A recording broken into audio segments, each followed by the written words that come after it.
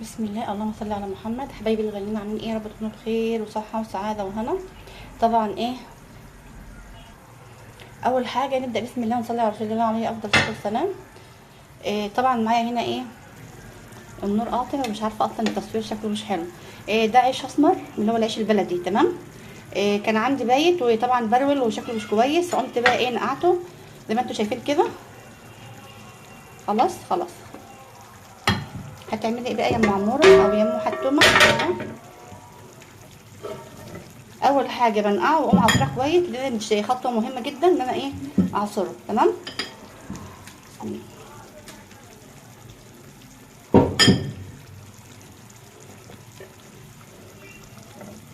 ده بصل، طماطميه، فلفل اخضر، ده ربع كيلو لحمه مفرومه، هو ب50 جنيه، معرفش بقى ربع كيلو ولا اقل ولا ايه، الله اعلم. تمام. معايا هنا نص كوبايه دقيق، بسم الله الرحمن الرحيم. معاها نص معلقه نشا عشان ما تكونش سايبه معانا. التوابل بتاعتنا معلقه خلطه البرجر، والسبع بهارات. سهله جدا جدا في نفس الوقت كمان، مش مش مكلفه. معلقه ملح، بسم الله.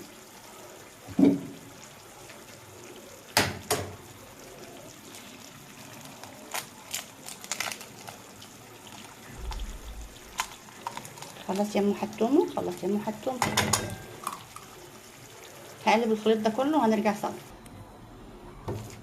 شايفين بقى الجبن الحلويات؟ بسم الله ما شاء الله، حاجه كده روعه.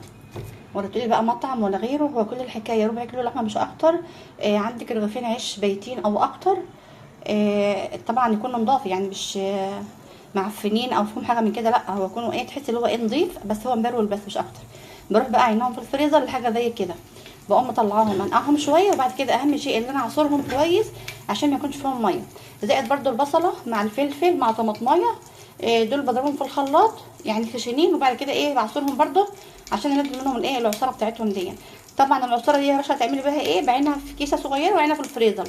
ممكن احتاجها مثلا في اي صينيه بطاطس، اي وجبه او كده يعني، تمام.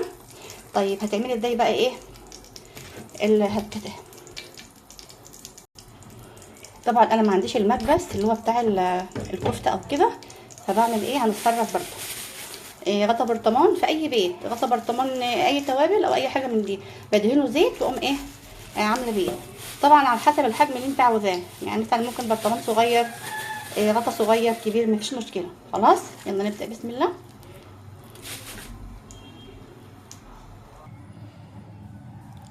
شايفين بقى العظمه؟ شايفين الجمال والحلويات؟ اسهل من كده مش هتلاقي. شوفوا بقى الطبق ده كله، بسم الله ما شاء الله، لو بره هجيبه بكام؟ ربع كيلو لحمه عمل معايا كام؟ 14 قطعه. بسم الله ما شاء الله. كمان شايفه بقى جمال والحلاوه، يعني حجم كبير، وفي نفس الوقت كمان شايفه السمك بتاعها ما شاء الله عالي ازاي، حاجه كده روعه. شايفه؟ الله الله.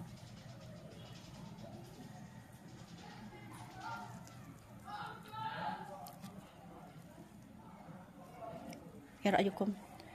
يلا تعليقات جميله كده وشير، شيروا الخير، ما تنسوش تدعوا لاخواننا في فلسطين، ربنا ينصرهم، اللهم امين يا رب العالمين.